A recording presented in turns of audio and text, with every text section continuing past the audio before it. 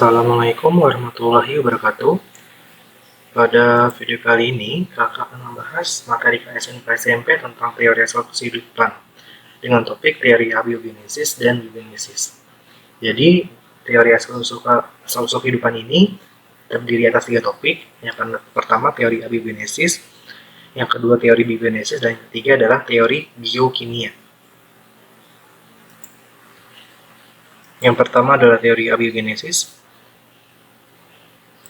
Nah, abiogenesis itu berasal dari kata a, artinya tidak, bio artinya makhluk hidup, dan genesis artinya pembentukan. Jadi kalau digabungin, teori abiogenesis adalah teori yang menjelaskan bahwa makhluk hidup berasal dari benda tak hidup atau ada dengan sendirinya. Nah, teori abiogenesis juga dikenal dengan teori generatio spontanea, yang berarti makhluk hidup terbentuk secara spontan. Nah, pendukung teori ini diantaranya Aristoteles, John Needham, dan Anthony van Leeuwenhoek. Yang pertama ada tokoh yang mendukung teori abiogenesis. Yang pertama, Aristoteles. Nah, dalam percobaannya, Aristoteles melakukan perendaman tanah di dalam wadah yang berisi air, seperti di gambar ini ya. Hasilnya muncul cacing pada tanah yang direndam air. Nah, Aristoteles berkesimpulan bahwa cacing berasal dari tanah yang merupakan benda mati. Yang kedua, John Needham. Pada percobaannya, John Needham melakukan perebusan atau sterilisasi kaldu dalam wadah selama beberapa menit, kemudian ditutup. Ya, ditutup. Hasilnya setelah didiamkan beberapa hari terdapat bakteri pada kaldu. John Needham berkesimpulan bahwa bakteri berasal dari kaldu yang merupakan benda mati. Yang ketiga adalah Anthony van Leeuwenhoek. Anthony ini kan merupakan penemu mikroskop ya. Pada percobaannya, Anthony mengamati air rendaman jerami dengan mikroskop buatannya. Hasilnya ditemukan protozoa pada air rendaman jerami. Ya.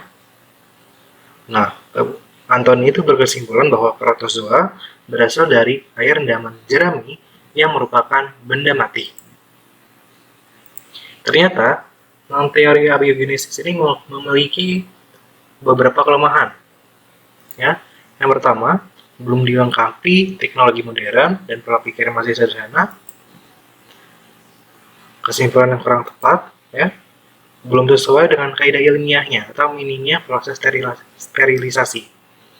Ya. Nah, jadi kesimpulannya dari teori abiogenesis ini, yang pertama pola pikir masih sederhana, yang kedua belum ditunjang teknologi modern, ketiga aplikasi metode ilmiah yang kurang tepat. Yang kedua, teori biogenesis. Nah, biogenesis ini berasal dari kata bio, artinya makhluk hidup, dan genesis artinya pembentukan. Nah, jadi kalau digabungin, teori biogenesis adalah teori yang menjelaskan bahwa makhluk hidup berasal dari makhluk hidup. Ya. Nah, pendukung dari teori biogenesis ini adalah Francesco Redi, Lazarus Palangani, dan Louis Pasteur. Ini ya, ada tokoh pendukung teori biogenesis. Yang pertama ada Francesco Redi. Ya, pada percobaan yang pertama, ini ada 2 wadah ya. Wadah yang pertama diisi daging dan dibiarkan terbuka. Setelah beberapa hari, daging membusuk dan terdapat belatung. Belatung berasal dari lalat yang masuk ke wadah, kemudian bertelur dan menetas menjadi belatung. Nah, wadah yang kedua, wadah diisi daging dan ditutup rapat. Setelah beberapa hari, daging membusuk dan tidak terdapat belatung. Nah, namun dari percobaan yang pertamanya, Francesco Redi disanggah oleh pendukung teori abiogenesis karena pada wadah yang tertutup itu tidak dapat berlangsung kehidupan, sebab wadah tidak mengandung udara. Sehingga Francesco Redi melakukan percobaan yang kedua. Percobaan Nah, di sini dia ada 3 wadah. Yang pertama diisi daging dan dibiarkan terbuka.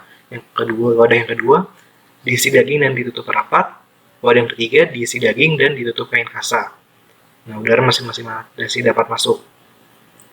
Hasil dari wadah yang pertama, wadah 1 daging membusuk dan terdapat belatung. Wadah 2 daging membusuk dan tidak terdapat belatung. Wadah ketiga daging membusuk dan tidak ada belatung. Nah, pada daging, tetapi belatungnya itu terdapat pada kasa, ya, karena masih ada udara yang masuk. Nah, Francisco Redi menyimpulkan bahwa makhluk hidup berasal dari telur, yang bisa disebut omnivivum ex ovo. Kata kuncinya, vivum itu adalah makhluk hidup, ovo itu adalah telur. Nah, yang kedua ada Lazarus Malanzani. Nah, tujuan percobaannya adalah untuk menyanggah percobaan Junidam karena sterilisasinya masih sangat minim. Ya, pada percobaan yang pertama, Lazarus melakukan pemanasan pada air kaldu, ya, terus didinginkan.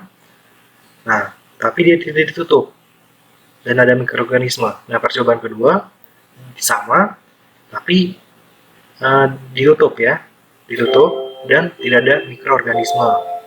Ini hasilnya dia ditutup dan tidak ada mikroorganisme, ya.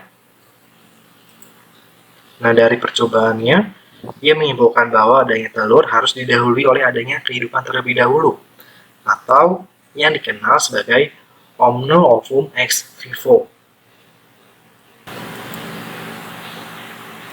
Nah, yang ketiga ada Louis Pasteur. Pada percobaannya, tujuan percobaannya itu dia menyempurnakan percobaan Spallanzani dengan mempertahankan udara menggunakan labu leher angsa. Nah, bentuk labu leher angsa seperti ini, ya. Seperti ini. Nah, adanya leher angsa itu memungkinkan adanya udara dapat masuk, tetapi mikroorganisme yang berukuran lebih besar dari partikel udara akan terlambat masuk, ya. Nah, ini ditegakkan, ya, labu leher angsanya. Hasilnya kardu tetap jernih dan tidak mengandung mikroorganisme. Nah, pada percobaan kedua, labunya dimiringkan. Nah, hasilnya ini kan hasilnya itu adalah kaldu menjadi keruh dan mengandung mikroorganisme.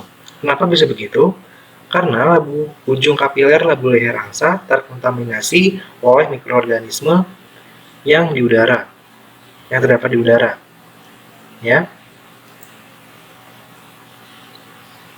Nah, dari percobaan Louis Pasteur dapat disimpulkan bahwa kehidupan tidak muncul pada tempat yang tidak terkontaminasi kehidupan, atau yang dikenal dengan istilah omnivivum ex vivo, ya. Nah, oke, kita udah masuk ke contoh soal. Ilmuwan yang masuk pendukung teori abigenesis adalah, nah, ini sudah pasti, ya, jawabannya adalah D. Ini D. Yang kedua, teori asal-usul kehidupan disusun berdasarkan kalau yang terjadi, peristiwa fantastis yang terjadi itu nggak mungkin, ya. Kenyataan kehidupan yang ada sekarang juga enggak. Hasil analisis data peristiwa masa lampau juga enggak, apalagi itu nggak mungkin. Nah, yang mungkin itu yang D, hipotesis terhadap kemungkinan yang akan terjadi, ya. Nah, yang ketiga, kesimpulan dari percobaan larva bukan berasal dari daging yang membusuk, melainkan dari lalatan diikat di daging. Ini merupakan kesimpulan dari percobaan yang dilakukan oleh, ingat ada daging. Nah, percobaan di daging itu oleh siapa? Oleh Francisco Redi, ya. Nah, contoh soal yang keempat, munculnya konsep omnivivum ex vivo, itu, ya, muncul setelah percobaan pembuktian atau soal kehidupan yang dilakukan oleh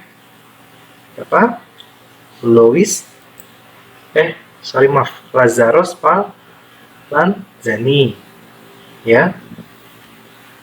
Dia yang mencetuskan konsep omnivivum ex vivo. Nah, yang kelima, perbedaan yang sangat mendasar pada percobaan yang dilakukan oleh Francesco Redi dan Lazzaro Spallanzani adalah perbedaan yang sangat mendasar. Bahan yang digunakan, Francesco Redi dia pakai daging dan Lazzaro Spallanzani dia pakai air kaldu ya. Itu bahan yang digunakan hampir sama, metode kerjanya juga, kesimpulan dihasilkannya juga hampir sama, kan bukan sama kesimpulannya, berbeda, cuman tidak mendasar ya. Kan pertanyaan yang sangat mendasar, berarti jawaban yang paling benar adalah yang A. Oke, sekian itu saja. Terima kasih. Wassalamualaikum warahmatullahi wabarakatuh.